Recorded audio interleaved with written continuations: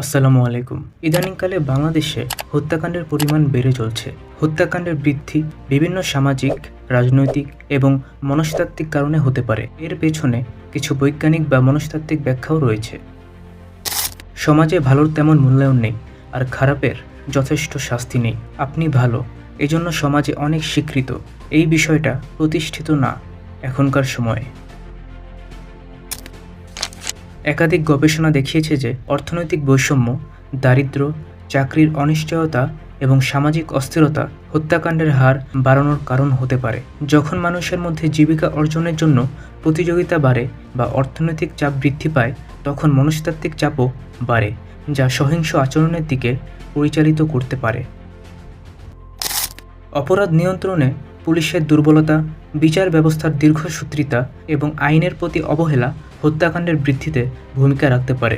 অপরাধীদের শাস্তি না হওয়া বা দ্রুত শাস্তি না পাওয়া তাদের আরও অপরাধ করতে উৎসাহিত করতে পারে।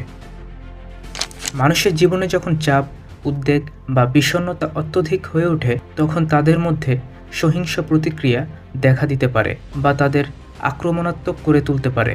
একাধিক গবেষণা দেখিয়েছে যে মানসিক চাপ এবং হতাশা সহিংস আচরণ বৃদ্ধির জন্য সহায়ক হতে পারে, বিশেষ করে যখন কেউ মনে করে যে তার পক্ষে সমস্যা সমাধান করার আর কোনো উপায় নেই।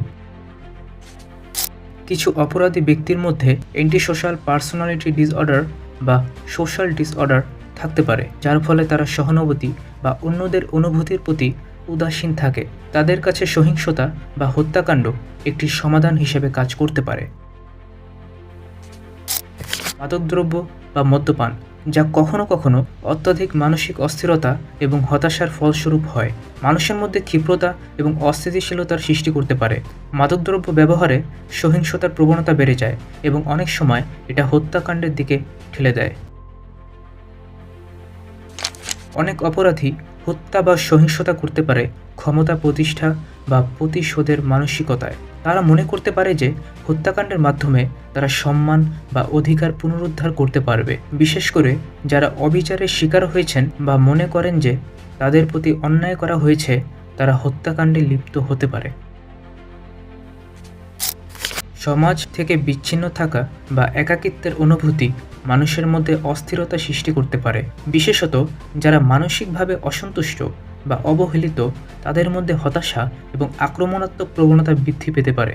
এসব মনস্তাত্ত্বিক কারণগুলোর সমন্বয়ে বাংলাদেশে হত্যাকাণ্ডের সংখ্যা বৃদ্ধি পাচ্ছে।